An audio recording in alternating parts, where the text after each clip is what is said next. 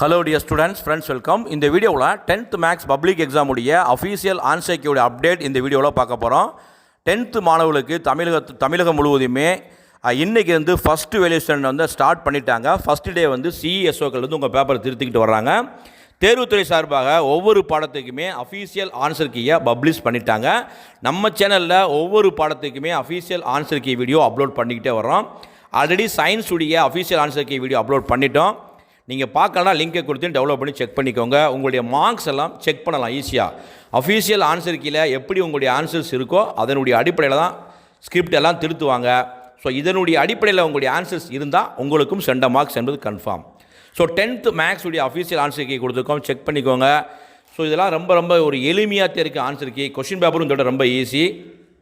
31வது கேள்விக்கு வந்து பார்த்தீங்கன்னா கிரேஸ் மார்க் கேட்டாங்க, ஆனால் கொடுக்கல. டாப்பர்ஸ் கண்டிப்பாக அந்த சம் ரொம்ப ஒரு எளிமையான சம் எல்லாமே போட்டிருப்பாங்க. ஆனால் ஸ்லோ லேர்னர்ஸும் பாதிக்கப்படக்கூடாது அப்படின்னு தான் 5 மார்க்ஸ் வந்து கிரேஸ் மார்க் கேட்டாங்க. தேர்வுத்துறை வந்து கிரேஸ் மார்க் வந்து கொடுக்கல.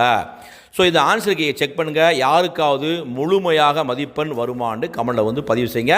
அதே மாதிரி ஜாமெண்ட்ரியை பொறுத்தளவுக்கு கன்ஸ்ட்ரக்ஷன் செய்முறை எழுத தேவையில்லைன்னு பலமுறை சொல்லிட்டோம். செய்முறைக்கு வந்து மதிப்பெண் வந்து கிடையாது. ஆன்சருக்கையே செக் பண்ணிக்கோங்க. மேக்ஸை பொறுத்தளவுக்கு உங்களுக்கு 4 முக்கியமான இன்ஸ்ட்ரக்ஷன் வந்து கொடுத்துருக்காங்க. பார்ட் 1ல் 1 மார்க்ஸை பொறுத்தளவுக்கு நீங்கள் வந்து ப்ராப்பரான ஆப்ஷன் எழுதணும், அதற்கு உரிய விடை எழுதணும். அப்போ ஸோ ஆன்சரும் கரெக்டாக இருக்கணும், ஆப்ஷனும் கரெக்டாக இருக்கணும். இதில் 2ல் ஏதாவது தவறுகள் இருந்தால் மதிப்பெண் வழங்கக்கூடாது, 0 தான் கொடுக்கணும்னு ஸ்ட்ரிக்டாக ஆர்டர் கொடுத்துருக்காங்க. அடுத்து வந்து பார்த்தீங்கன்னா பார்ட் 2, பார்ட் 3, பார்ட் 4ல் வந்து ஒவ்வொரு சம்மிலையுமே உங்களுடைய ஃபைனல் ஆன்சர் சரியாக இருந்தால் நேரடியாக முழுமையாக மதிப்பெண் கொடுக்கணும்னு ஆர்டர் கொடுத்துருக்காங்க.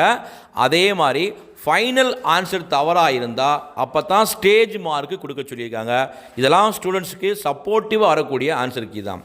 அதே மாதிரி வந்து பார்த்திங்கன்னா இப்போ ஸ்டூடெண்ட்ஸ் வந்து செம்ம கரெக்டாக பண்ணியிருக்கீங்கன்னா எல்லாமே கரெக்டாக இருக்குது, ஸ்டெப்பெல்லாம் கரெக்டாக இருக்குது, ஃபைனல் ஆன்சர் கரெக்டாக இருக்குது, நீங்கள் ஃபார்முலா எழுத மறந்துட்டீங்க. அப்போ ஃபார்முலா எழுதாமல் இருக்கிறதுக்கு மதிப்பெண் குறைக்கக்கூடாதுன்னு கொடுத்துட்டாங்க. அடுத்து நீங்கள் சம்மெல்லாம் ஃபுல்லாக எழுதிட்டீங்க, சம்மு ஸ்டெப்பெல்லாம் தப்பாக இருக்குது, அங்கே ஃபார்முலா எழுதியிருந்தால் அப்போ ஃபார்முலாவுக்கு 1 மார்க்ஸ் வந்து கொடுக்க சொல்கிறாங்க. ஸோ இந்த மாதிரி எல்லாமே டீச்சர்ஸ் திருத்துறதும் ஸ்டூடெண்ட்ஸ்க்கு சப்போர்ட்டிவாக தான் திருத்துறாங்க.